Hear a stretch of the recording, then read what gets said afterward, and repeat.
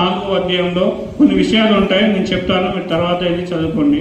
ఒక సమరయ ప్రాంతంలో ప్రభు వెళ్తున్నప్పుడు అక్కడ ఒక సమరయ స్త్రీ ఉంటుంది. అక్కడ షుకర్ అనే ఒక ప్రాంతం ఉంటుంది. ఆ ప్రాంతంలో ఆమె నీళ్లు చేస్తూ ఉంటుంది. ప్రభు అక్కడికి వెళ్ళి దాహం కోసం దప్పిక ఉంది అని చెప్పి నీళ్ళని అడుగుతాడు. అక్కడ అడిగినప్పుడు ఆ ప్రభు అక్కడ దప్పిక కోసం ఆమె నీళ్ళు ఇచ్చినట్టు కానీ, ప్రభు ఆ నీళ్ళని తోడుకొని తాగినట్టు కానీ ఆ లేఖనంలో ఉండదు. కానీ దప్పిక ఉంది, దాహం కావాలని అడుగుతాడు. అప్పుడు అర్థమవుదు. ఆ సమరయ స్త్రీ అంటుంది, మీరు యూదే కదా, నేను సమరయ స్త్రీని, నేను ఎలాగూ మీకు దప్పికనిస్తానని, ఎలాగూ మీకు నీళ్లను అందిస్తానని ఆ దేవుడు అంటున్నాడు.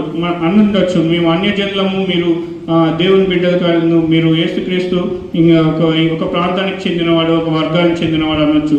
కానీ ఈ విధంగా దేవుడు అంటున్నాడు, అన్యజనులకు కాదు, ఈ లోకంలో ఉన్న ప్రతి ఒక్కరికి, ఈ భూమిపై ఉన్న ప్రతి ఒక్కరికి నేను రక్షణ ఇవ్వడానికి వచ్చాను, శిక్ష నుంచి తప్పేయడానికి వచ్చాను. కేవలం యూదులకు కాదు,